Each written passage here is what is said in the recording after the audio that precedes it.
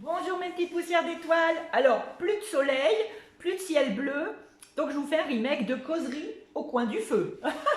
Ah oui, je ne sais pas si vous le voyez. Oui, oui, oui, oui. Causerie au coin du feu. J'espère que vous allez bien. Alors, on voit aujourd'hui ensemble la dernière blessure, la blessure d'injustice.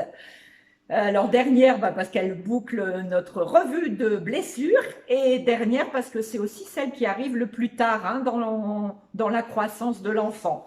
Alors bon, s'il faut donner, et j'aime pas ça, mais s'il faut donner un ordre de grandeur dans une échelle qu'on avait fixée de 0 à 6, 7 ans, eh bien c'est de 4 à 6 ans. Mais je vous rappelle, enfin en tout cas pour moi, ça peut arriver n'importe quand, et c'est surtout quand la situation se présente que cette blessure s'active. Donc ça peut arriver n'importe quand. Alors l'injustice, c'est... je vous refais pas le coup du grand frère et de la grande sœur, mais vous devez déjà deviner que c'est bien sûr plus logique de souffrir d'injustice quand on fait partie d'une fratrie que quand on est un enfant unique. Mais bon, c'est évident pour moi. Je vous mets la petite vignette, la petite diapo.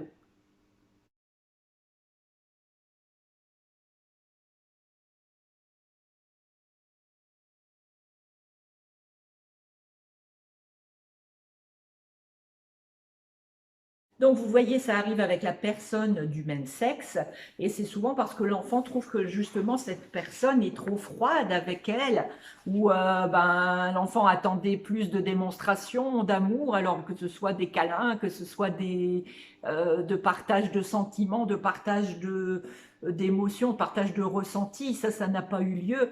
Et donc, à force de devoir cacher tout ça, eh bien, la personne va se renfermer, ça va devenir quelqu'un de très perfectionniste, et puis c'est quelqu'un qui va toujours avoir peur de ne pas mériter l'amour puisqu'on ne lui en donne pas. Alors, je vous rappelle, ça c'est dans le regard de l'enfant, c'est ce qu'il perçoit.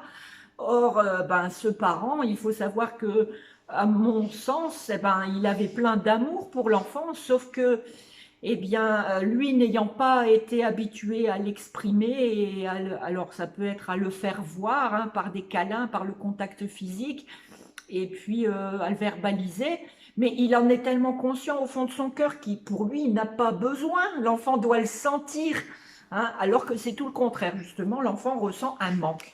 Et c'est aussi une blessure très impactante parce que eh bien, c'est celle qui impacte l'être.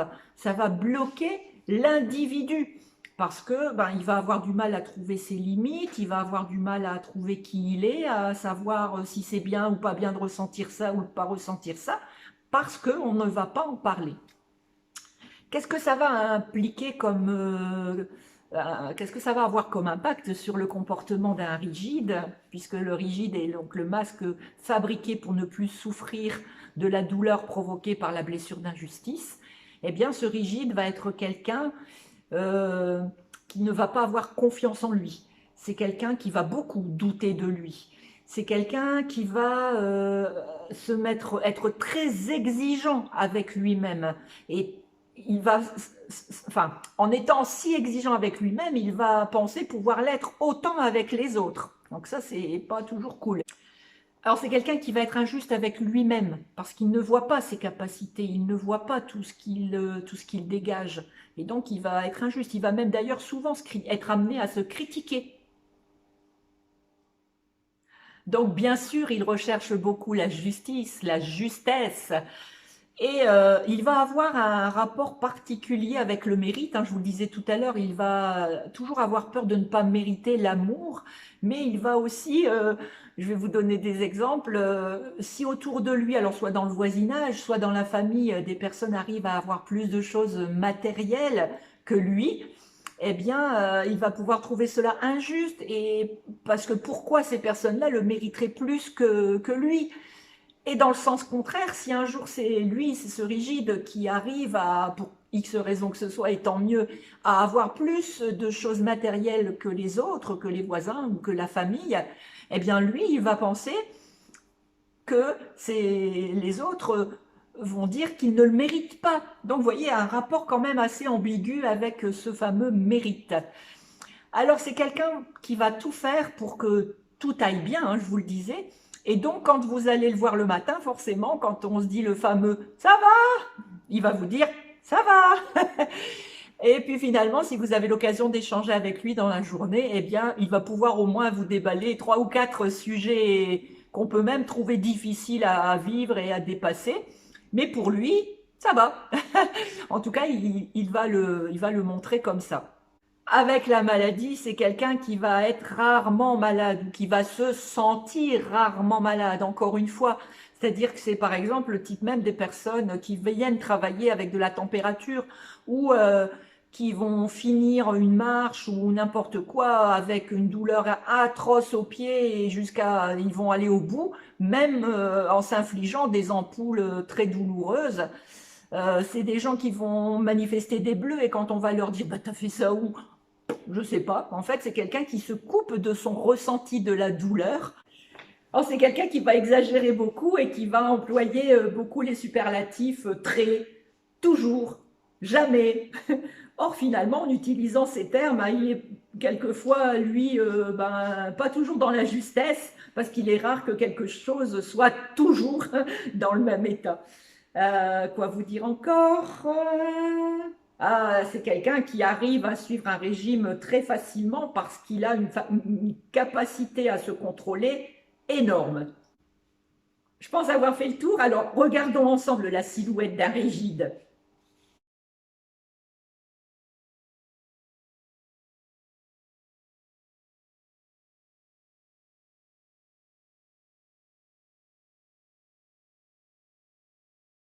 Alors, on est face à une silhouette droite comme un i, raide, souvent les bras le long du corps, les jambes bien serrées. C'est quelqu'un qui va avoir un regard enfin, brillant, mais sans vraiment, pas d'expression particulière. Par contre, il sera très bien proportionné, c'est-à-dire qu'on aura vraiment les épaules alignées avec les hanches. Hein, on n'aura pas le problème comme avec le contrôlant, avec une partie vraiment bien plus marquée. Et donc c'est quelqu'un qui forcément, je vous le disais, aura peur de grossir pour altérer cette belle silhouette rigide. Mais en tout cas, si jamais ça arrivait, eh bien, sa silhouette sera toujours bien proportionnée. Il n'y aura pas un endroit plus développé que l'autre, ça va vraiment bien se répartir dans tout son corps. Alors, c'est le rigide avec cette fameuse grande capacité à se contrôler pour montrer ce qu'il veut. Eh bien, c'est le rigide qui aura le plus de facilité à cacher d'autres blessures. Donc, c'est chez un rigide qui sera le plus difficile de découvrir, de démasquer des comportements ou autres associés à d'autres blessures que la blessure d'injustice. Alors, si on voit maintenant les spécificités, au niveau de la voix, bien, on va avoir une voix mécanique, retenue, tranquille. Au niveau de la danse, on va avoir quelqu'un qui va danser malgré tout. Hein, il ne faudra pas trop, enfin, pas spécialement plus que quelqu'un d'autre le pousser, mais il aura répété, il aura révisé. Et on peut même voir en dansant qu'il compte les pas. Hein, il veut vraiment que ce soit très conforme à la procédure. Et son corps va dire « Regardez comme je danse de façon parfaite ». Alors quand il va s'asseoir, le rigide va s'asseoir le dos bien droit, les jambes serrées et les bras aussi croisés souvent. Un peu comme s'il se coupait de tout ce qu'il pourrait ressentir dans la situation qu'il est en train de vivre. Donc on a vu ça. Au niveau des achats, on avait parlé des voitures, eh bien il va prendre quelque chose de sobre mais de performant. En fait quelque chose où il en aura pour son argent, hein, quelque chose avec un super bon rapport qualité-prix. Voilà. Après, qu'est-ce qu'on peut voir encore? On avait vu les autres fois. La plus grande peur d'un rigide, c'est la froideur. Et il va d'ailleurs pouvoir perdre tous ses moyens en face de quelqu'un de froid. Alors, à ce titre, lui, il se voit comme quelqu'un de chaleureux. Hein, je vous avais dit qu'il faisait tout pour n'avoir aucun problème. Hein. Tu peux faire ça, pas de souci. Tu vas faire ça, oui, pas de problème.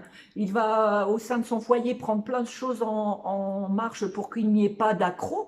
Et de ce fait-là, va se sentir chaleureux parce que lui, il le fait, je pense, avec son cœur, par amour, mais quelque part, eh bien, il en fait, il en fait, il en fait. Et finalement, il va se voir lui comme quelqu'un de chaleureux, alors ce qu'il ne se rend pas compte, c'est que dans ses actes, eh bien, il peut être bref, raide, sec, et c'est ce que vont ressentir les autres en fait. Lui qui se sent si chaleureux, eh bien, pourra être jugé de quelqu'un de froid, de sec, de directif. Voilà, ce qui est bien dommage. Alors, qu'est-ce qu'on peut dire encore? Ah, les maladies. Allez, on aborde quand même ce petit point, enfin ce petit point. Le rigide, eh bien, va aussi avoir, on avait parlé pour d'autres masques hein, de raideur, bah forcément, hein, en se crispant comme ça, il aura aussi des raideurs, alors surtout ce qui sera partie inférieure, donc plutôt cheville, genoux et hanches, hein, les hanches qui empêchent d'aller de l'avant aussi, et qui bloquent l'individu. Qu'est-ce qu'on aura aussi? Eh bien, on aura quelqu'un qui pourra avoir des crampes, hein, parce que tellement il est crispé, il pourra avoir des crampes. Alors, le rigide aime bien faire craquer les articulations. Hein. Si vous êtes en face de quelqu'un qui fait souvent craquer ses articulations, bon, je prends l'exemple des mains parce que c'est le plus fréquent, mais on peut avoir d'autres cas de figure. Donc, c'est quelqu'un de rigide dans ce cas-là. Alors, c'est quelqu'un qui sait qu'il a une carapace et il la sent bien, cette carapace, mais alors à l'intérieur, il ne sent absolument rien. Il est incapable de ressentir, de déterminer ce qu'il ressent à l'intérieur de sa carapace. Alors, il aura aussi tendance aux maladies qui se terminent en it, hein, tous ces syndromes inflammatoires, à cause de toute la colère qu'il retient, parce que il ne veut pas la montrer et donc il la retient.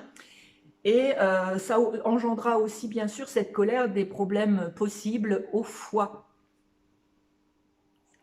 Alors, pareil, comme on parle de retenue, eh bien, c'est quelqu'un qui sera sujet à la constipation et voire aux crises hémorroïdaires.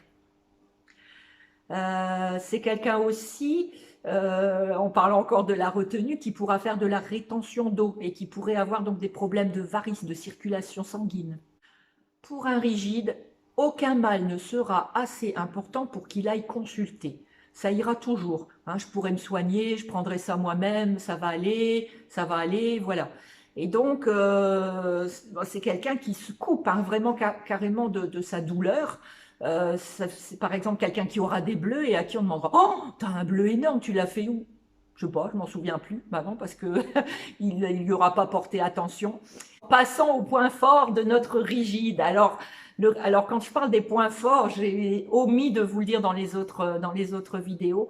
Quand je parle des points forts, eh bien, c'est simplement parce que le masque a été identifié, a été soulevé, voire ôté. Et ça c'est vraiment ce que je vous souhaite. Et donc, finalement, derrière ce masque, c'est un peu comme si on enlevait le pansement hein, et qu'on voyait la guérison et qu'on voyait, eh bien, tout ce que cette personne avait caché. Donc, un rigide, ses points forts, eh bien, c'est une créativité débordante, c'est un dynamisme, c'est une capacité de travail énorme. C'est quelqu'un à qui on pourra confier beaucoup de choses et des choses très pointues, hein, parce qu'il aura vraiment, de par sa rigidité et puis son perfectionnisme, c'est vraiment quelqu'un qui pourra mener à bien des tâches très pointues. C'est quelqu'un qui arrivera aussi à simplifier, à expliquer clairement les choses. Il a, c'est sûr, un plus pour l'enseignement. Quelqu'un d'enthousiaste, de vivant, de dynamique, je vous l'ai peut-être déjà dit, et qui n'aura pas besoin des autres pour se sentir bien. Je ne sais pas encore si je vais tout de suite faire la vidéo sur comment se soulager, comment se libérer, hein, ma petite Laetitia. Comment guérir, vous choisirez le terme qui vous convient le mieux à vous, des blessures. Ou si je vais d'abord reprendre des généralités, parce qu'un peu comme pour les chakras, c'est sûr, on a fait une checklist, tout ça, pour déjà vous sensibiliser à tout ce que ça peut engendrer dans le corps physique, dans le comportement, dans la gestuelle. Je verrai. Je ne sais pas trop encore comment je vais aborder cette dernière vidéo pour boucler la boucle des blessures. Je vous signale aussi que je me suis inscrite à une formation et donc je ne vais peut-être pas la faire tout de suite, ne vous inquiétez pas, je continue à penser à vous, je continue à vous aimer de tout mon cœur. Et là maintenant, je vous envoie plein de bisous et à très vite. Au revoir mes petites poussières d'étoiles.